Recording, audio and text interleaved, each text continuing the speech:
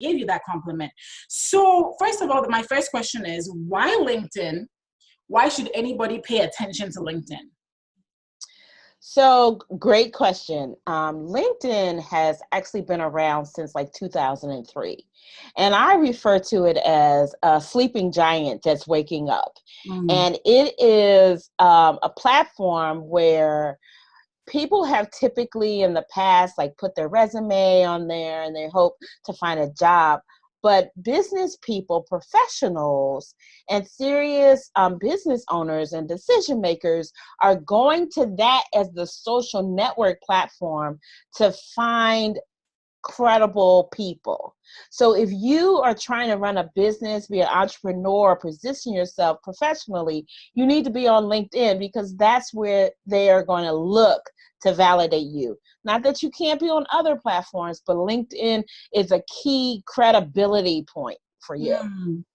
So LinkedIn really is like the way they said it was, like it's the professional platform.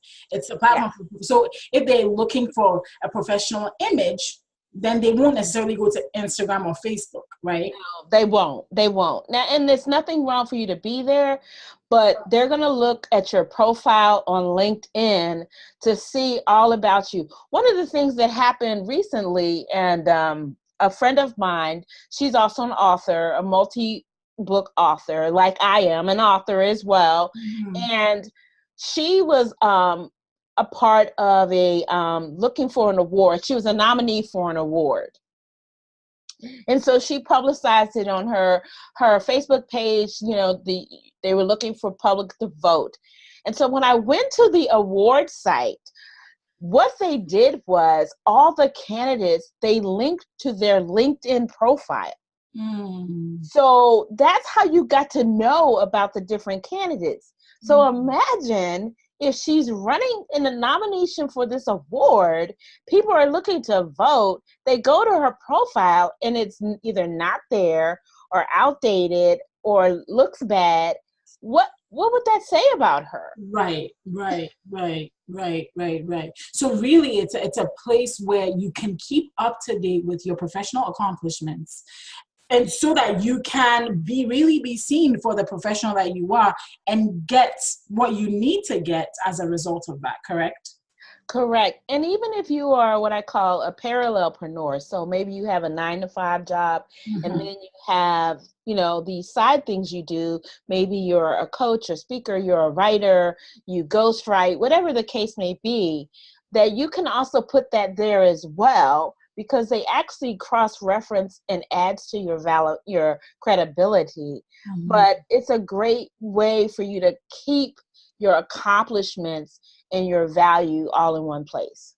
Awesome. So that's great. So if, you know, for those of you listening, for those of you that want to break into freelance writing, or maybe you want to write your first book, you want to be able to have that profile there that shows that you are that thing. And then that also shows your accomplishments so people can take you seriously. Because yes, I agree with Ms. Nina that you can build on Facebook and you can definitely build on Instagram. But 9 times out of 10, people are not looking over there for your accomplishments as a professional. This is great. So now, I would love for you for somebody that maybe hasn't updated their LinkedIn profile for the last 5 years, or somebody that doesn't even have a LinkedIn profile, right? What are maybe 3 key things on their profile they need to pay attention to optimize their LinkedIn profile?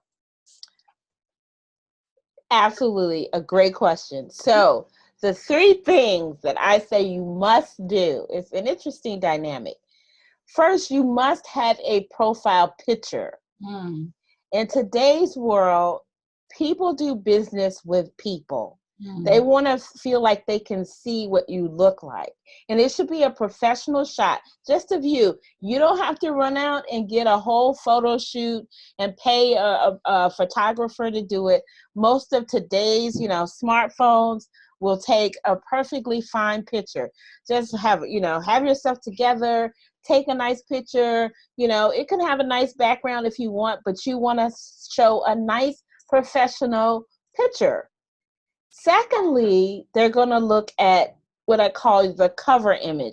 That's like your backdrop that's on your profile picture. It's a great place for you to share some of the stuff you did. Like, so if you're a writer and you've done multiple books, it could show pictures of your books. It could show a quote that you feel resonates about who you are, represents you. It can do all of those things, but that's like prime real estate. Those are the first two things people will see when they go to your profile. And lastly, I would say is your, what I call your summary statement. It's where you say who you are, what you do, who you serve. So those are the three things. If I didn't have to work, if I had to pick, if I was working with someone, and I do that, I work one-on-one with people to coach them around their profiles.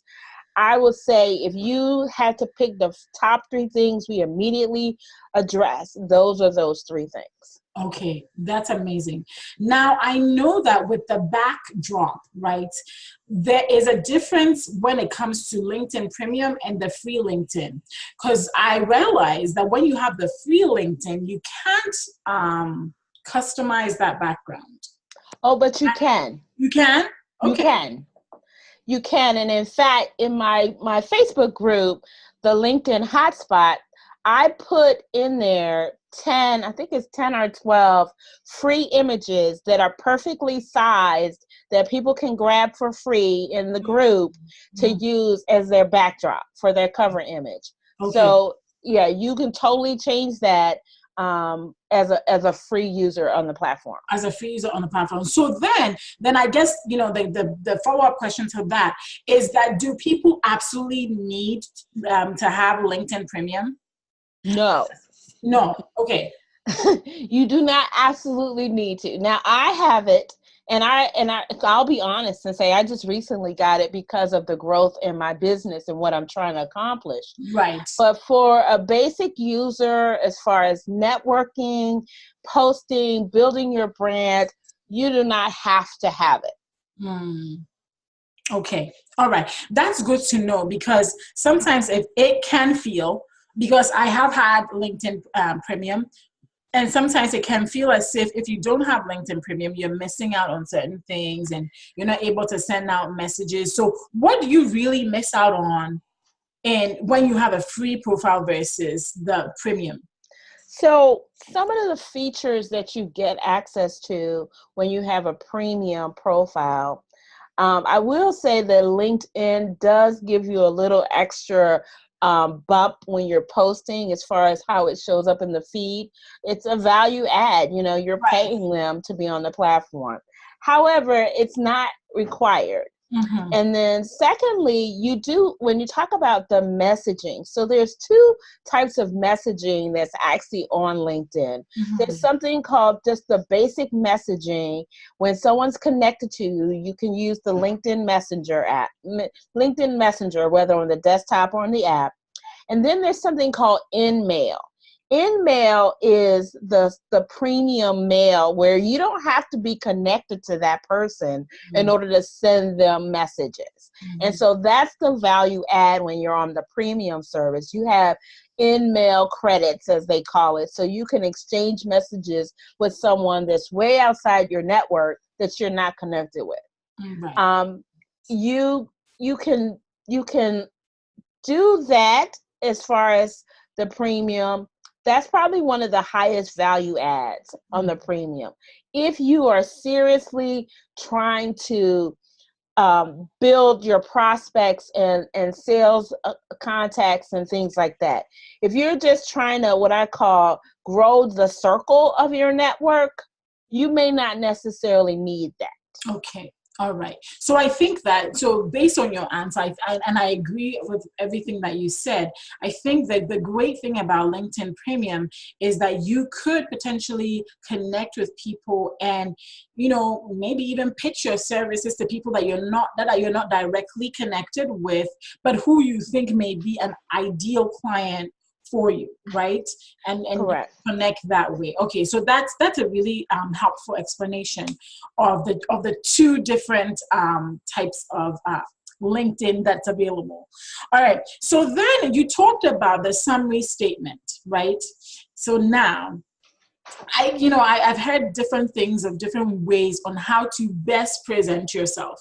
So for somebody if you were coaching me, and as somebody that is a freelance writer and a coach for aspiring freelance writers, how would I word my summary to make it attractive, to make it I want to work with her?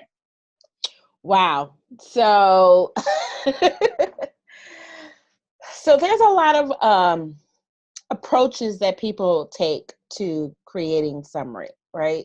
So one of the first things you want to think about is, what is my first 250 characters compelling statement? And that statement is, because there's something called above the fold and below the fold, and you may be familiar with that concept. Like, what is it that I'm going to say to make people click see more, right? So when they see your summary statement, there's only so many characters that you'll see, and then there's the see more kind of scenario. So what is it that I say there to get people to say see more? Now, you may be and I encourage people to be very authentic, right? So what's your style? Does your style, you make a controversial statement? Does your style ask a question? Does your style tell some, compelling element of your story? I could, and I would have to coach and find out more about you, find out what your focus is, who your target audience is, and how you want to present your brand, right? And so for me, mine often starts with, and I believe it does start with, are you ready to stop being invisible? Right? So if somebody is feeling that way about who they are and what they're up to, that might capture their attention. I hope it does. And they're like, well, what does she mean by that? How is she going to help me stop being invisible? And then it goes from there. So that's the starting point, is what is your hook in your summary to make them to see more? Right. All right. So that I think that is great. And so now, as you were talking, I was thinking about myself, and I have a medical writing business. And so one of the things I remember that started helping me get attention was when I just put medical writer in the summary. It just said medical writer who helps fitness, nutrition, and doctor's offices, or something like that. I think at a point I had it like that. And I got a lot of people reaching out and saying, hey, I see that or something that I just remembered. One of the other things that would happen, apart from people reaching out, was showing up in search on LinkedIn. LinkedIn has a search function. And that is really important to pay attention to if you're somebody that is potentially looking for clients on LinkedIn. If you optimize that summary well and it has the right keywords, people who are putting in specific keywords in LinkedIn could locate you just from search. Absolutely. LinkedIn has one of the most powerful search engines. And so when you were saying what was in your summary, I was thinking to myself, they probably found her in the search. So because everything you said were probably very critical keywords based on what you're up to. And so you want to optimize not only your summary, but your summary as a start. You have your headline as another element that you can optimize with keywords to help you show up better in the search. Now, I remind people to not have a keyword festival in there, right? Don't just pad your summary and your headlines and all your information keyword where it makes no sense, because then that will actually turn people off. That's right. Keywords, when you have the option to use one phrase versus another, you want to opt for the keywords that will be searchable. Awesome. So just naturally add the keywords in, but don't become greedy. Essentially, Right. don't become greedy, but naturally where it's most appropriate, and especially when you know, like you had mentioned, when you know the audience you're trying to attract or the types of clients you're trying to attract, you speak that language that you know they will get if, let's say, they discovered you in search. So that's really helpful. Thank you for teaching us not to be greedy. All right. So my other question for you is, does the number of followers you have on LinkedIn matter? Whew. That's, I would say yes. Okay. And I'm going to tell you why. Okay. Because at the end of the day, your objective is to reach as many people as possible. Your network is there to help you reach more people. So if you're connected to me, you not only have that first degree connection with me, but a second and third degree connection to other people. And LinkedIn is serious about that because it even shows you if someone is a second or a third degree connection to you. Mm-hmm. So if I only have 5 first degree connections, my scope of reaching other people is constricted. Okay. When you are connecting with people, be authentic. I want to add you to my network. Is that okay? Send them a personal invite. You posted something that I found interesting or it resonated with me. Connect with them. It's no longer the days that you only connect with people who you've worked with before, or you are in PTA with before, or something like that. Be bold and reach outside based on something in common to ask for the connection. Okay. All right, great. So that's how to ask for a connection, and that's really helpful. So then I think I'm going to ask this question. When is it, I'm trying to word it properly.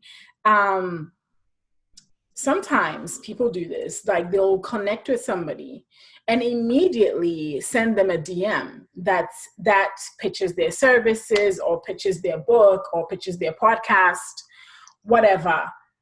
That turns me off. Especially if I don't know the person personally. Because if somebody tries to connect with me and I find that they're interesting and perhaps they could be somebody I could work with down the line or whatever, or even just somebody good to know in general, I usually will connect with the person. However, if the person now just sends me a DM about their podcast, it's really off-putting. What are your thoughts on that? I agree, because in today's world, it's all about the relationship building, putting in the time to nurture the relationship. Now, I don't mean that you have to get to the point where you're ready to walk down the aisle with someone. Not that kind of relationship, right? But it's about a mutual professional engagement relationship. So yes, actually, this happened to me today. Someone sent me a connection request. I accepted it. It was a personalized connection request. I accepted it.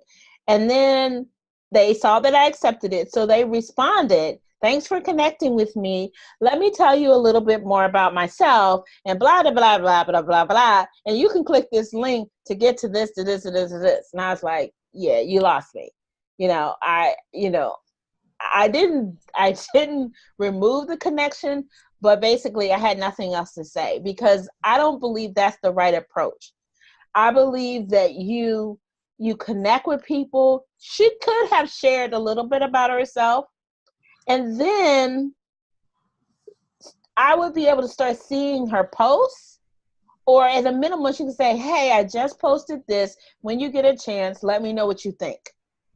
And that would have been my cue to go check out a post and start nurturing the interaction before telling me what your services are. Mm-hmm.